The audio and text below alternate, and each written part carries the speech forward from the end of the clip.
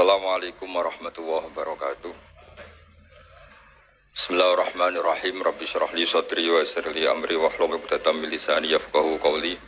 Allahumma shalli wa sallim wa barik ala sayyidina Maulana Muhammadin wa ala alihi washabihi ajmain. Amma ba'du.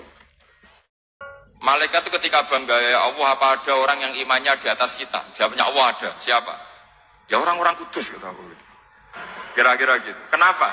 Ya betul. Karena kamu iman saya itu wajar, kamu tahu saya, tapi mereka nggak tahu saya tapi iman. Kenapa bisa iman ya Allah? Karena mereka punya logika, punya akal. Akhirnya Imam Mahmudi disuruh sama Allah presentasikan logika tauhid kamu lewat jalur matematika. Malaikat disuruh dengerin semua. Isma'u ya malaikati, ini mimpinya wali. Terus Imam Mahmudi mulai mengajarkan nisbatul isnaini ilal wahid wa nisbatus salasa wal arba'ah ila ma la nihayatalah niku binisbatin wahidah, yaitu far'un minal asli wa huwa al wahid. Bo angka sebanyak apapun 2, 3, 4 sampai 1 miliar itu nisbatnya ke angka 1 adalah nisbatul far'i ilal asli, semuanya berasal dari 1. Maka hadhil awalim atau hadal alam ila ma la nihayatalahu tetap semuanya ini cabang dari satu, yaitu wujud dari satu, yaitu Allah Subhanahu wa ta'ala. Sehingga semenjak itu ditiru sekian ulama. Akhirnya malaikat itu mantuk karena kepastian kalau Allah satu yang diyakini malaikat itu sepasti logika yang dibangun orang-orang manusia ini padahal tidak ngerti Allah Subhanahu wa ta'ala karena pakai akal. Sehingga di pondok itu orang harus ngerti mantek. Saya mau cerita, jadi ilmu itu lebih keren kita. Jika Rasulullah SAW pernah ngendikan, saya ini rindu sekali li ikhwani, kata Nabi itu ikhwani. Kata sahabat bilang, alasna ikhwanaka ya Rasulullah, bukankah kita ini saudara kamu, saudara engkau ya Rasulullah? Tidak, antum ashabi, kamu itu sahabat saya. Siapa teman-teman kamu itu ya Rasulullah? Yaitu kaumun yang tidak melihat saya, kemudian iman kepada saya. Jadi mereka seperti kita semua di Kudus tidak melihat Rasulullah SAW, tapi iman sama Nabi. Dan ketika malaikat yubahi bikum malaika, Allah bangga dengan malaikatnya, membanggakan kita. Sampai malaikat itu sentimen, kok bisa ya Allah? Ya karena tadi, kamu iman sama saya wajar, karena kamu melihat surga, melihat neraka, melihat aras. Sementara orang Kudus coba melihat apa? Paling simpang 5, apa simpang 7 itu. Tapi imannya nggak kalah dengan malaikat. Kenapa nggak kalah? Karena tadi kita diajarkan bahwa nisbatul isnaini wasalasah wal arba'ah ila ma la nihayatalaha itu sama-sama nisbatul far'i ilal asli.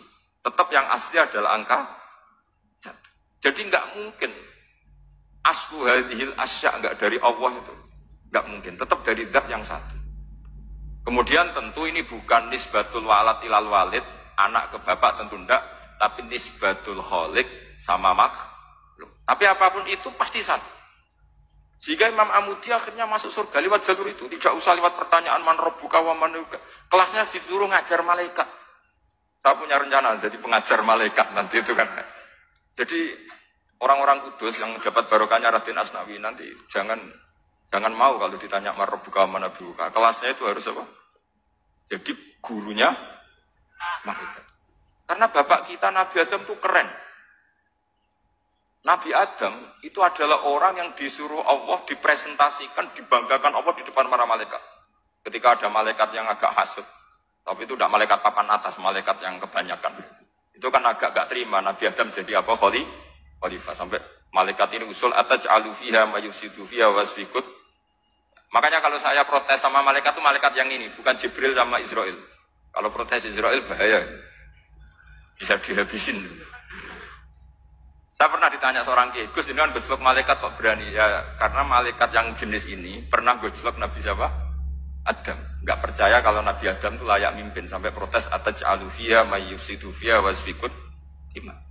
Tapi apa yang terjadi? Allah mengajarkan satu ilmu di Nabi Adam kemudian disuruh meresentasikan. Qala ya Adamu ambihum bi asma'ihim. Adam, coba kamu presentasikan ilmu kamu.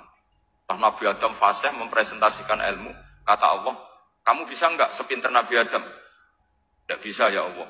Makanya sudah saya bilang ini alamu malah Saya lebih tahu siapa yang layak mimpin. Jadi layak mimpin itu pertama harus kuwatul ilm. Ilmunya itu harus kuat. Nanti saya akan cerita hubungannya Raden Asnawi dengan Syekh Nawawi. Apa itu hubungan teman, apa murid guru, itu memang masih jadi polemik sampai sekarang. Kalau saya ya keyakinan saling istifadah. Ini bahasa netral, tidak murid guru tapi saling apa? Istifadah. Kata Syekh Nawawi dalam tafsir Munir itu, ilmu itu nomor satu. Sehingga beliau setiap ada ayat fa'inna hisbawahi humul ghalibun, beliau pasti menafsiri bil hujjah wal barohin la bisaulah. Saya masih ingat betul takbirnya, memang saya hafalkan. Dan Syekh Nawawi itu benar, Raden Asnawi juga benar, semua guru-guru kita benar. Karena agama ini sebetulnya bukan masalah negara, tapi masalah logika yang sehat. Uni Soviet itu pernah mengkooptasi Uzbek, Ceknya, Tajikistan. Itu 100 tahun. Orang dipaksa ateis. Tapi orang-orang Uzbek, saya sering ketemu lama Uzbek, kadang ketemu di Korea, kadang di Malaysia. Orang-orang Uzbek itu punya basement di bawah tanah. Kemudian di bawah tanah ini mereka ngajarkan tauhid. Ngajarkannya ya gampang. Misalnya, ini sesuatu yang ada. Ya ini. Ini ada penciptanya enggak? Ya ada.